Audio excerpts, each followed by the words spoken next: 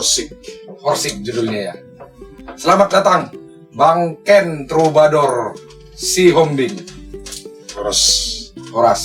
Saya manggil Abang, Opung, Among atau apa nih? Abang aja lah. Abang aja ya. Oke, Bang Ken. Siapa sih Ken Troubadour Sihombing? Siapa ya? Masih pencarian jati diri tadi. Pencarian jati diri. Tapi Ken Sihombing orang yang cinta dengan musik. Oke. Ya, yang memilih hidupnya di kesenian, khususnya musik. Itu lebih detailnya begitu.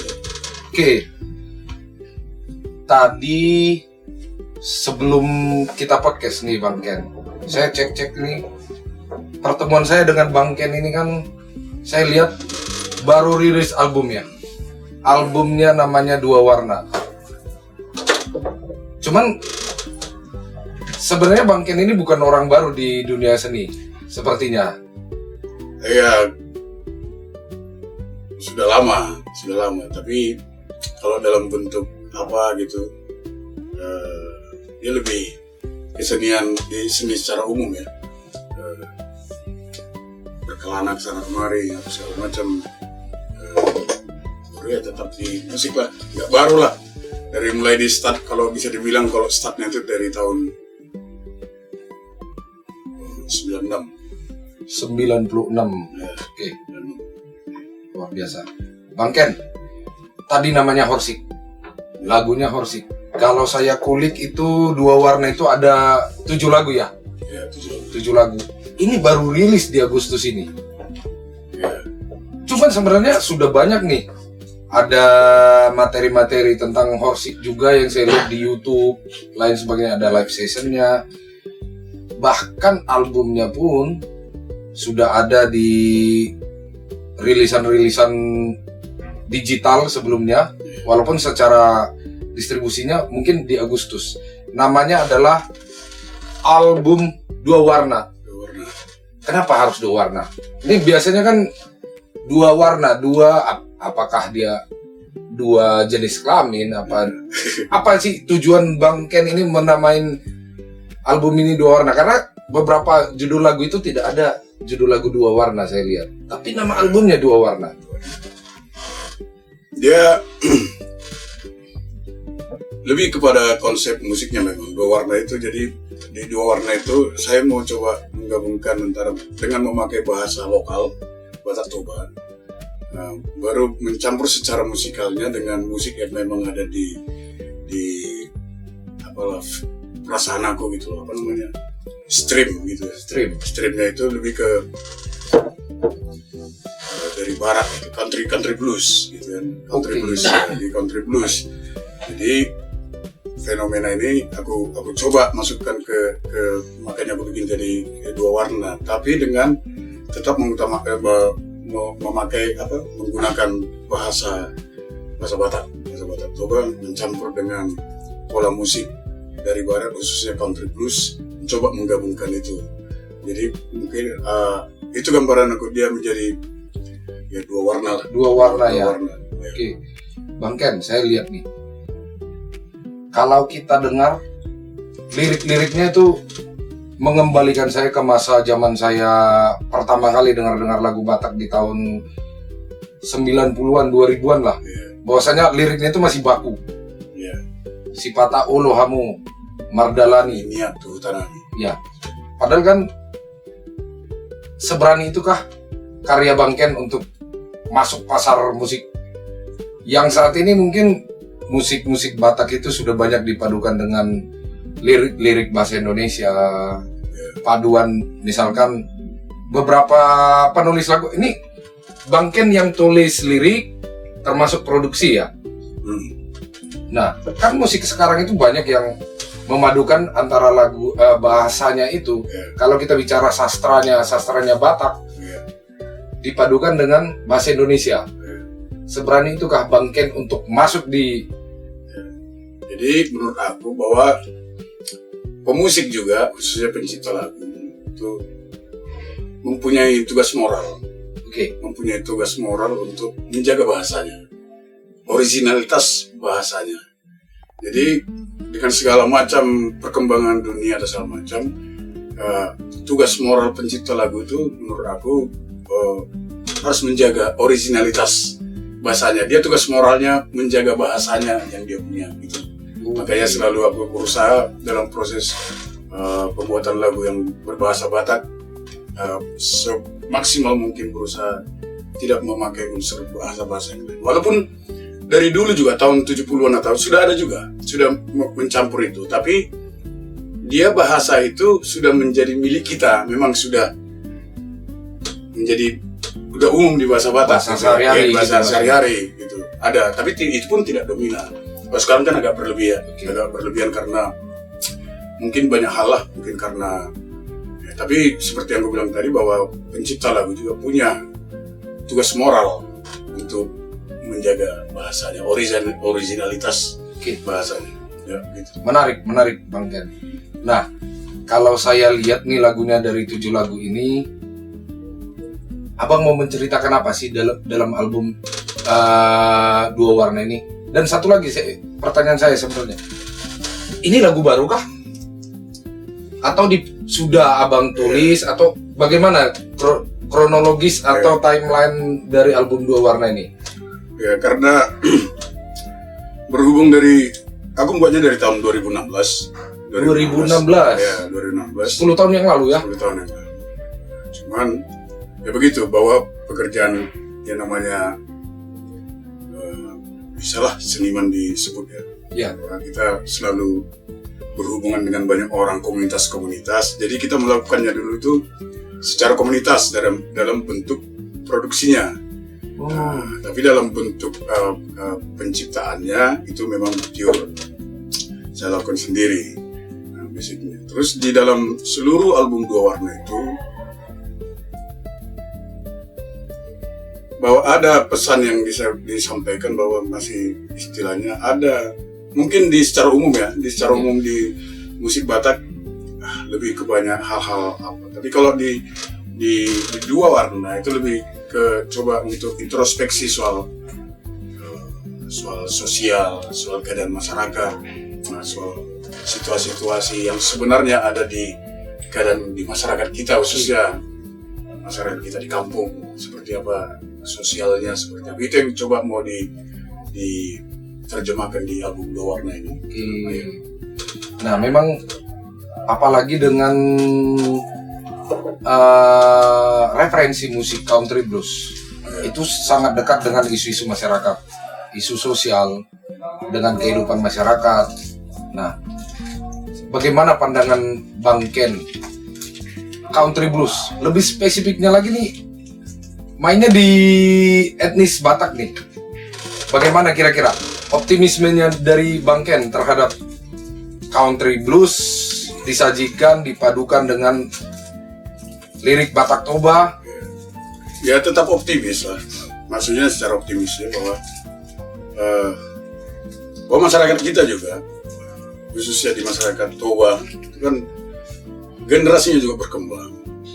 Referensinya juga semakin terbuka, semakin dengan keadaan kehidupan sekarang yang teknologi luar biasa. Jadi pemahaman tentang nuansa musik atau stream atau apa segala macam itu pasti lebih berkembang. Nah, cuman kenapa saya berusaha itu lagu Batak dalam Batak Toba gitu khususnya, itu murni sebenarnya untuk bahwa bahasa itu tetap terjaga. Masih terjaga, baru bahwa masih banyak hal-hal cerita di masyarakat kita, bahwa hal-hal budaya, hal-hal sosial, pengembangan masyarakat, pengembangan atau otokritik lah, mengkritik diri sendiri, bahwa masih banyak yang harus kita bicarakan, banyak kita sampaikan idenya untuk lebih berkembang masyarakatnya. Tapi jangan takut untuk otokritik, bahwa ini bukan menghujat. Ini bukan menghujat, tapi ini membuat mata kita terbuka. Masih banyak sebenarnya masalah-masalah sosial, budaya di masyarakat kita khususnya Toba yang bisa disampaikan melalui musik gitu pada dasarnya. Saya sepakat dengan Bang Ken bahwasanya musik itu salah satu alat komunikasi. Baik Bang Ken. Tadi Bang Ken cerita bahwasanya sebenarnya lagu ini sudah ada dari tahun 2016. 10 tahun akhirnya rilis secara digital. Iya. Bang Ken kemana aja selama 10 tahun? Kok baru muncul menyapa teman-teman di digital? Mana ya? Itu ya berusaha istilahnya bahwa dekat. Lama saya di Kalimantan Barat. Itu untuk pengembangan kesenian khususnya di Kalimantan Barat, masuk lagi ke pelosoknya kira-kira 15 jam dari Pontianak itu. Nah, jadi di situ pengembangan segala macam. Baru mencoba juga di hal-hal entertain misalkan di Bali itu. Tapi ujungnya memang bahwa di masyarakat kita sekarang ini istilahnya di diri aku sendiri bahwa tidak mungkin cuma aku yang kubuat ini, cuma aku sendiri yang dengar gitu, ya kan? Dengar. Jadi ingin juga gimana sih tanggapan, gimana sih reaksi dari publik ya, dengan karya ini. Jadi aku selalu berprinsip bahwa sebenarnya dari dulu juga bahwa tidak ada karya yang tidak bagus. Ya, semua mempunyai pendengarnya sendiri. Rasa nikmatnya sendiri ya, ya. Mempunyai itu sendiri. Jadi tidak berhenti. Cuman dulu memang aku kadang ya pengalaman sendiri gitu loh bro kan. Jadi mencari melihat kayak gitu. Apa namanya itu? Inspirasi. Iya, inspirasi yang dalam kan. Tapi selalu ingat kampung halaman gitu. Jadi selalu teringat itu karena nggak tahu juga pengaruh. Danau Toba itu luar biasa. Terus masyarakat. Karena aku dulu kalau balik ke Sumatera juga selalu aku sekitaran Danau Toba selalu ku jalani terus keliling terus nggak tahu aku ada apa dengan danau itu luar biasa. Dan ternyata setelah melihat danau itu nggak cuma danau aja, banyak kampung-kampung kecil di situ yang luar biasa dan keadaan yang luar biasa juga gitu loh. Jadi hal-hal yang bisa disampaikan gitu, nggak tahu lah ada kesaktian Danau Toba itu, nggak tahu juga kenapa itu. Mungkin Bang Ken ini masih terlalu aman nih menjawabnya hal-hal yang luar biasa. Tapi saya bisa konsumsi dalam lirik-lirik lagu abang itu apa yang abang ceritakan mengenai keadaan-keadaan kampung di Danau Toba. Terutama Horsik itu. Iya, Horsik itu. Jadi dia di kampung satu kecil gitu di pinggir danau dekat dengan pelabuhan Haji Bata itu. Nggak tahu keadaan sekarang itu. Gak tahu apakah sudah berkembang sekarang atau karena lagu itu aku buat aku recordnya 2016 tapi lagu itu tercipta 2014 2015 gitu. Nah, aku kontras aja ngelihat begitu peredaran ekonomi di sebelah luar biasa, tapi kampung yang satu ini yang begitu dekat dengan ekonomi yang maju itu dia desa terbelakang. Horsik itu nama sebuah kampung. Ya, di sekitaran pinggir danau dekat Haji Bata itu. Jadi miskin. Di bawah garis kemiskinan, secara ini di bawah garis kemiskinan. Jadi aku merasa bisa begini ya, jadi tergerak gitu ada. Jadi sebenarnya bukan mau ini, tapi mau menceritakan aja keadaan itu, bukan mau menghujat atau apa macam. Enggak, tapi mau menceritakan keadaan itu aja. Khusus di Horsik sama Sadahutari Topi di Tao, itu terinspirasi dari kampung itu namanya Horsik. Pikir Danau Toba itu. Sedekat itu Kak Bang dengan daerah Sumatera khususnya Danau Toba. Abang kelahiran masih di Sumatera atau sudah kelahiran Jakarta atau Sumatera Utara? Aku kelahiran Sidikalang. Kabupaten Deri. Ya. Sidikalang ya. Oh berarti masih dekat dengan daerah-daerah sana ya berarti ya? Secara kopi. Oh secara kopi. Menarik. Luar biasa. Ada nih Bang Ken, pertanyaan titipan dari teman-teman. Kalau kita tahu kan country blues ya. Abang memainkan lirik Batak secara country blues. Itu kan berkembang asal muasalnya secara filosofi musik itu di daerah barat ya. Bukan musik asli Indonesia. Siapa atau tokoh inspirasi abang? Jadi karena berbasic dari blues ini juga. Blues ini kan sama di area berkembang in country blues ini segala macam. Tapi basicnya itu kan blues, dan basic blues itu sendiri kan memang berbasic dari perbudakan. Perbudakan di Amerika yang orang-orang Afrika yang dibawa ke Amerika dibikin jadi budak di Amerika. Oke. Dan di sela-sela pekerjaan mereka dengan segala macam, ya namanya budak ya sebenarnya. Nah, mereka melantunkan kesedihan, melantunkan apa sama dengan itulah blues. Oke. Ya, itu prinsip dasarnya dari musik. Kenapa aku suka akhirnya mengapakannya? Mungkin di kita juga ada. Oke. Blues kita itu andung. Oh. Iya, blues kita itu kan andung, meratap. Nah, itu.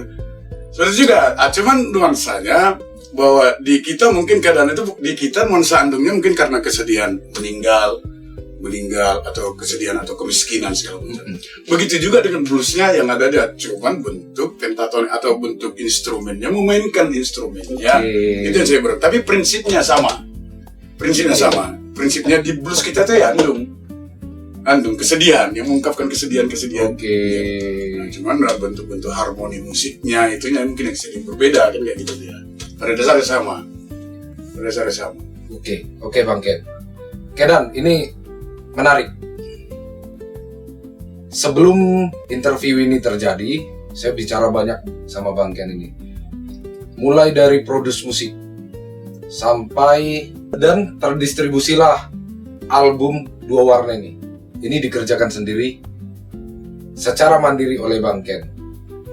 Bagaimana pandangan Abang mengenai seorang pelaku seni harus memproduksi musiknya sendiri dan mulai mendistribusikan musiknya sendiri? Gimana pandangan Bang Ken? Itu tadi kembali ke dinamika yang ada. Kalau dibilang bagus, oke, tapi itu butuh energi yang luar biasa. Karena banyak juga di luar sana kawan-kawan kita gitu yang mandiri bermusiknya, gitu, tanpa melibatkan siapa-siapa. Tapi tidak bisa. Karena di musik secara segala macam dia harus melibatkan siapa-siapa. Dia harus melibatkan dari ini, yang ini. Karena banyak karena ada hubungannya karena niatnya kan untuk menciptakan pendengar yang semakin banyak ya dengan menghargai karya itu. Jadi kalaupun ada yang membuat dengan bahasa idealis dalam artian bahwa tidak diganggu proses kreatifnya dan segala macam, tidak tercampur dan segala macam, banyak yang melakukannya. Tapi aku yakin itu juga agak bias. Bukan bias, tenaganya harus lebih ekstra lebih ini dah. Ya karena sendiri karena di dunia kita ini yang semakin cabang link-linknya atau segala macam itu mau nggak mau memang harus itu keadaan. Jadi harus menurut aku harus fleksibel. Fleksibel. Idealis juga tapi jangan idealis yang buta gitu kan. Nah, idealis yang secara karya itu bisa idealis. Ada hal-hal yang mungkin kita libatkan orang juga begitu ya Bang. Harus tetap kan harus kerjasama, banyak yang harus gitu. Saya dengar nih sebenarnya kan lagu lama ya Bang Ken. Tadi 2016 sudah diciptakan tahun-tahun sebelum di record dan di record secara mandiri sampai muncullah album Dua Warna ini.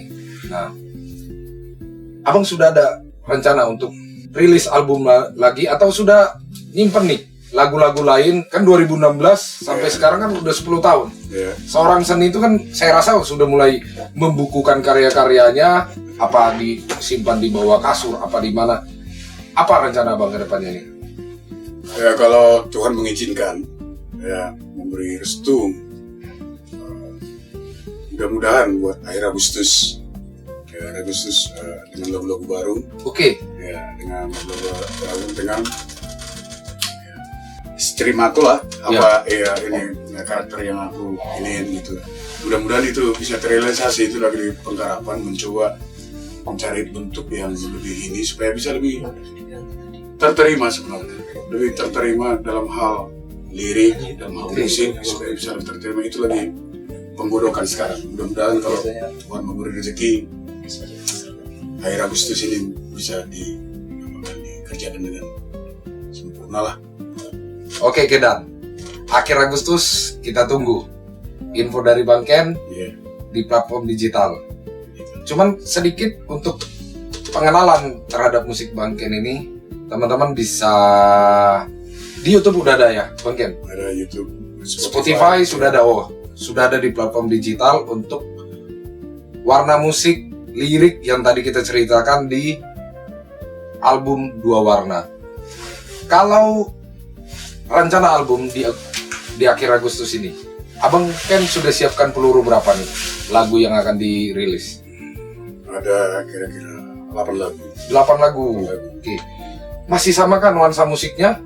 Artinya masih Mungkin ada perbedaannya sedikit di pola arrange musiknya. Arrange musiknya ya. Kalau di Dua Warna aku bermain cuma sendiri.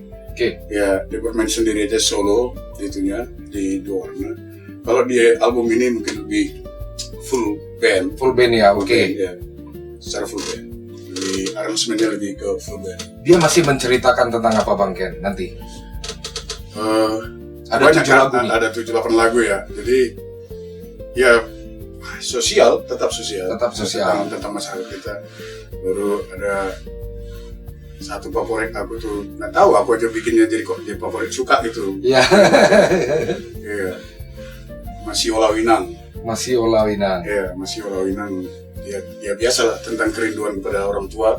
Oke. Ya, kerinduan pada orang tua yang kalau kita orang Batak lah yang biasanya merantau apa segala macam tahun-tahunan segala macam biasanya kan datang siol itu rindu biasanya begitu. Berarti ada tentang sosial, ada tentang orang tua. Ya. Sudah ada 7 lagu ya Bang ya? 7 lagu. Bisa ceritakan satu bait liriknya tentang Masih Olawinang. Oh inang nungalam matua saunari sai hipas mahom dihutai di pargogo itu hatta mana daging mie asa sana hita pajupang alena. Itu bait pertama. Luar biasa. Ya Masih Olawinang itu, nah cuman ya penggarapannya mungkin lebih, ya pasti berbeda, penggarapannya pasti berbeda dengan bentuk arrange-nya pasti berbeda dengan yang di Dua Warna. Oke. Gak sabar nih, ya. Kedan-kedan semua pasti tidak sabar menantikan album kedua berarti ya Bang Ken ya? Ya. Sudah ada bocoran nama albumnya Bang Ken? Belum. Oke. Belum, masih. Nanti kawan-kawan, Ya. nanti Bang Ken bisa kasih bocoran-bocoran, tadi udah kasih bocoran tentang liriknya. Yang mau kasih saran tentang nama albumnya, boleh komen nanti di komentar video ini. Mudah-mudahan bisa jadi referensi Bang Ken. Buat pengambilan judul ya. Ya, buat pengambilan judul. Tapi menarik nih Bang Ken. Kalau saya lihat sosok Bang Ken ini, kalau dalam bahasa akademik, terlalu sastra. Dengan tampilan Bang Ken ini saya lihatnya terlalu sastra. Ya, terlalu. Tadi saya mikirnya saya akan ketemu dengan selebritis, dengan personal assistant, dengan manajer. Ternyata sesimpel itu ketemu dengan Bang Ken. Ya. Memang begini stylenya Bang Ken. Dari Ya. dulu memang begini stylenya. Ya. Konsisten.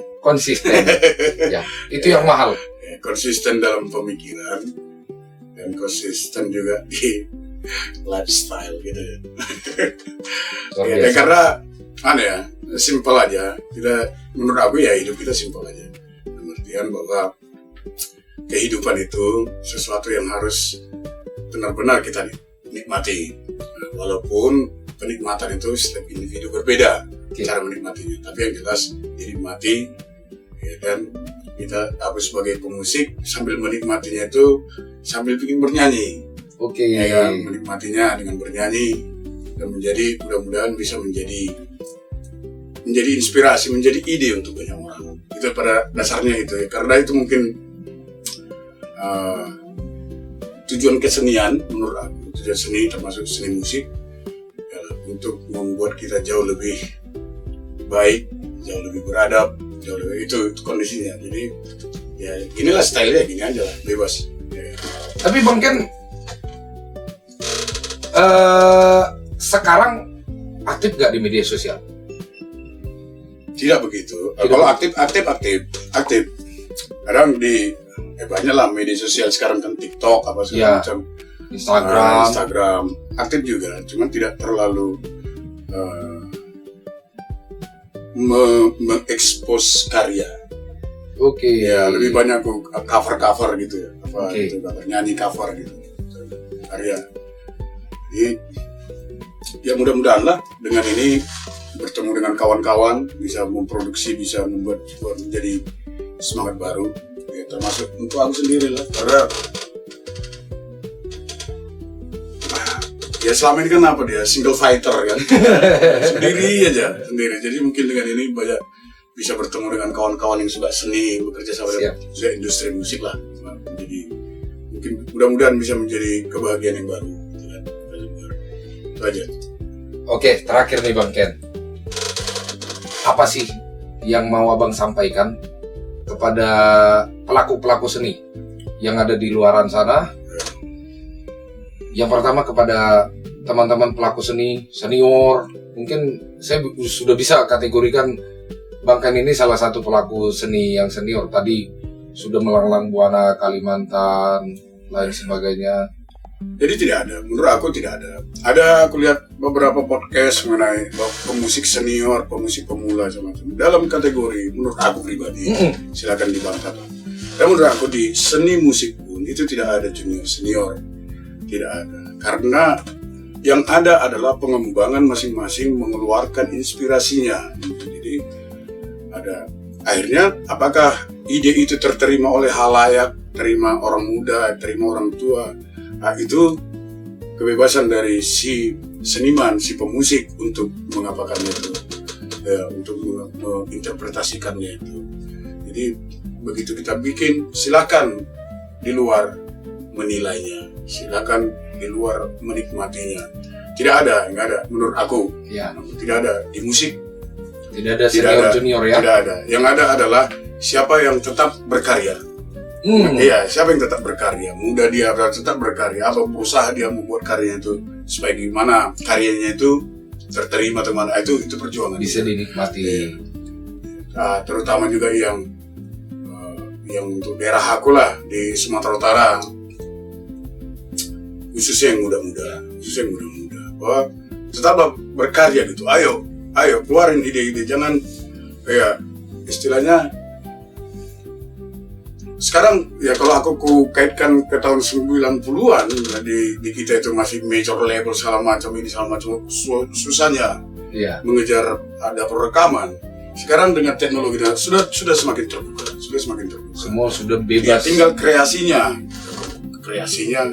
kekompakannya, apalagi yang bersifat band-band gitu ya, bersifat kekompakannya, dan tidak ada yang instan. Menurut aku tidak ada yang instan.